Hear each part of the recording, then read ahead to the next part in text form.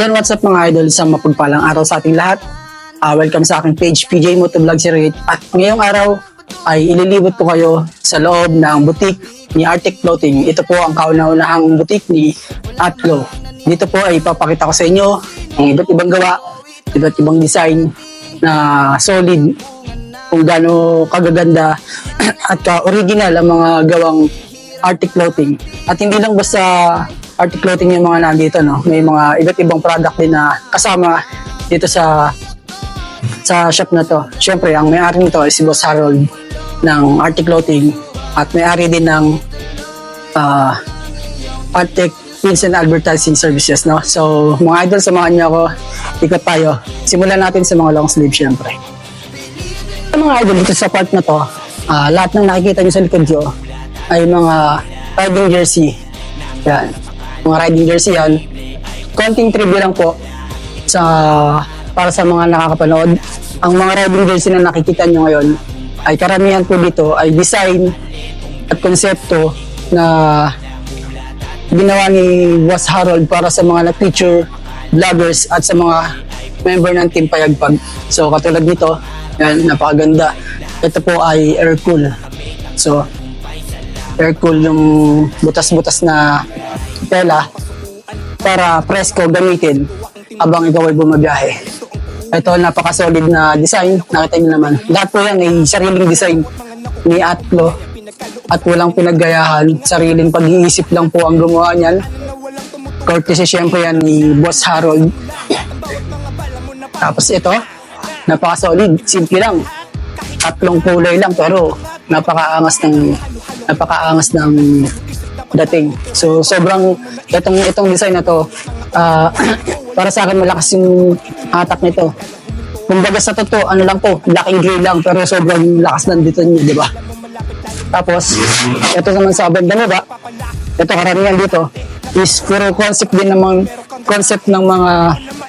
mga picture vloggers na picture na ni Boss Harold dito sa Atlo at naggawa niya ng sariling design. So, trivia ulit sa lahat ng mga napipicture vloggers ni Boss Harold. Lahat po yan ay sariling design at pinagpupuyatan ni Boss Harold sa paggawa ng design. Wala po siya pinaggagayahan. Tapos sa kabilang side tayo. Ito, kabilang side naman.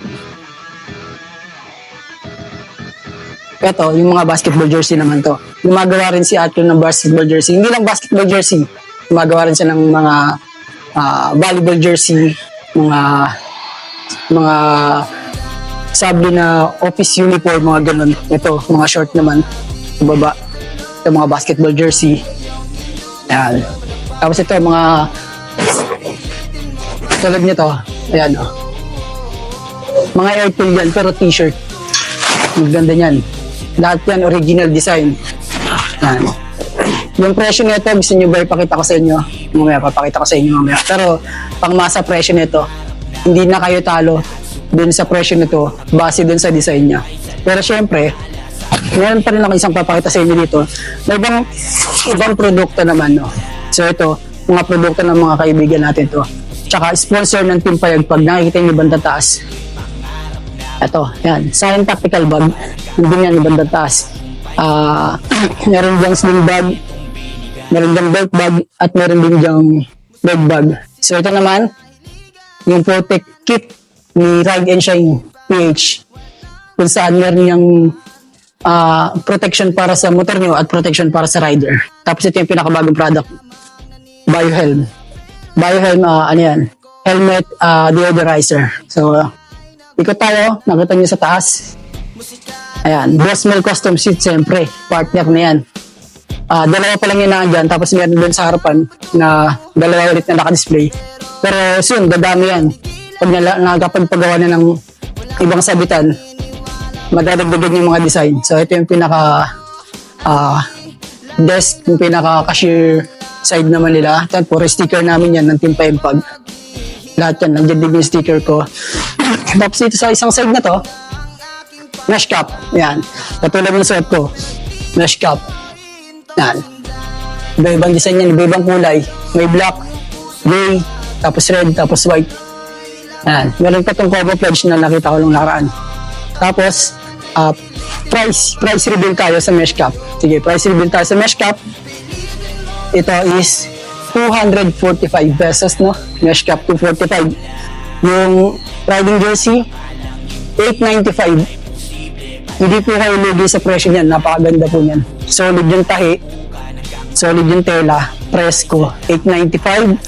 Tapos yung t-shirt,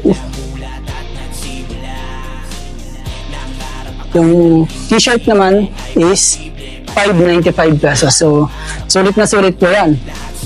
Sumasabay na yun sa caliber na po ng mga ibang brand ng clothing yan. So, mas mura pa kami ng konti doon, syempre. Tapos, hindi lang yan, may mga freebies pa dito. Pag dito kayo bumili mismo, may mga freebies pa kayo makukuha. Katulad ng mga tube mask, pwede kayo mabigyan ng ganyan. So, itong sa baba na to, ito yung mga t-shirt naman na ayan. Diba? Nakatatak yan. Ano yan? Matibay yung pagkakatatak niyan. Heat press. Yan, heat press ang gamit yan. Hindi yan silk screen. Heat press po yan. Yan. Solid yan. So, pasyon lang kayo dito, lalong-lalo na sa mga taga-Cavite, no? Hanapin niyo lang dito yung logo ng Arctic Clothing. Tapos, same shop na rin siya ng dun sa print and advertising services ni Artec. So, sa lahat ng mga taga-Cavite, kung gusto niyo magpagawa ng riding jersey, basketball jersey, volleyball jersey, or kahit ng mga office uniform, follow niyo po yung page. Lalabas dito sa screen ko yung page ni Artec Clothing. Tapos mag-message lang po kayo doon sa mga gusto naman na taga-ibang lugar naman, kunyari sa Rizal, gusto niyo magpagawa ng riding jersey, personalized riding jersey ng gawa ng Arctic Clothing, tapos malayo kayo dun sa Cavite, pwede niyo po akong i-message.